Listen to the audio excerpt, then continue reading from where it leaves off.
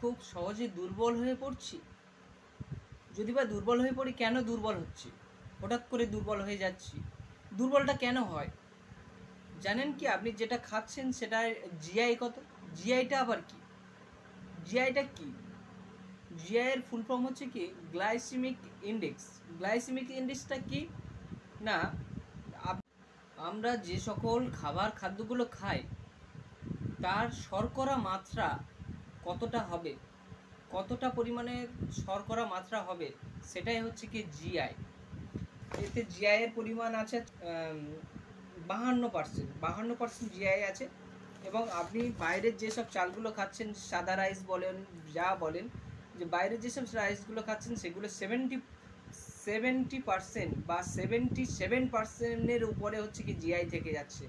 এই জিআইটা খাওয়া আমাদের শরীরে অত্যন্ত ক্ষতিকর, এবং একটা স্বাভাবিক মানুষ যদি এই জিআই খেতে থাকে দিনকে দিন, তাহলে তার ফ্যাটে রূপান্তরিত হবে এবং প্রি-ডায়াবেটিসের দিকে চলে যাবে।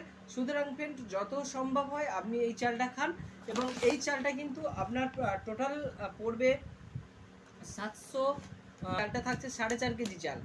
আপনার যেটা খাওয়া দরকার, যদি আপনি 150 গ্রাম চাল খান, তাহলে আপনার প্রতিদিনে 25 বা 24 কিংবা 25 টাকা করে পার ডে একজনের পিছনে লাগে। এর থেকেও বেশি আমরা চার দোকানে খরচ করে ফেলি, এবং 24 টাকা থেকেও বেশি কিন্তু আমরা অন্য যে চাল, এমনি নর্মাল যে চালগুলো আমরা বাজার থেকে কিনে নিয়ে আসি, সেই চালগুলোর মধ্যেও দেখবে যে অনেক 100-150 টাকা করে কেজি পড়ে যাচ্ছে।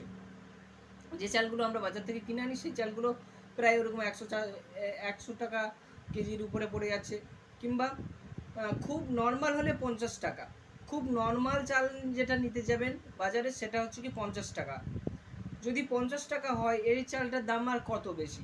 খুব একটা বেশি না ফ্রেন্ড। আপনি যদি চান তো এটা কিনে খেতে পারেন, এবং এটা ডায়াবেটিস রোগীদের পক্ষে খুবই ভালো, মারাত্মক। ডায়াবেটিস রোগীরা 3 থেকে 4 বেলা বা 5 বার ভাত খেতে পারবেন, যতবার ভাত খাবেন, কোনো ছাপ নেই, কোনো কিছু নেই। সুতরাং আমরা যে বলেন যে আটা যেটা খান সেটা কিন্তু ভালো জিআই থাকে, প্রায় 55 থেকে 56-57 জিআই থাকে। আটা যদি ডায়াবেটিস রুগীরা যদি আটা রেগুলার খেতে থাকে, তবে ডায়াবেটিস কমবে না। সুতরাং ফ্রেন্ড, এই চালটা হচ্ছে কি একমাত্র সলিউশন, যেটা ডায়াবেটিস রুগীদের খুবই ভালো হবে। তো চলুন ফ্রেন্ড, পরের ভিডিওতে দেখা হবে।